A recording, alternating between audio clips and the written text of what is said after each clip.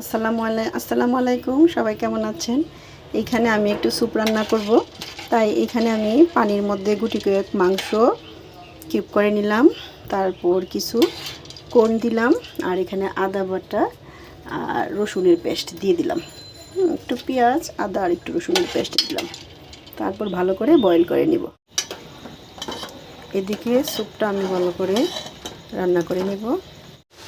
এইখানে আমি একটু কর্নফ্লাওয়ার গুলে নিলাম আর ডিম ফেটিয়ে নিলাম, কুসুমটা বাদ দিলাম, আর এখানে আমি এখন কর্নফ্লাওয়ারটা স্যুপের মধ্যে দিয়ে দিব।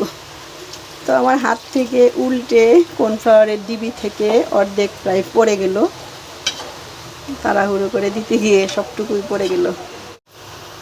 এখানে একটু টেস্টিং সল্ট দিয়ে দিব।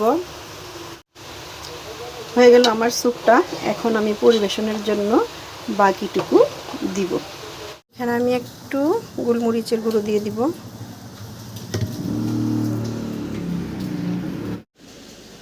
এখানে আমি গোলমরিচ গুঁড়ো দেওয়ার পর ভিনেগার দিয়ে কাঁচা মরিচ কুচি কুচি করে নিলাম। এখন আমার স্যুপটা একদম রেডি, এখন খাওয়ার পালা।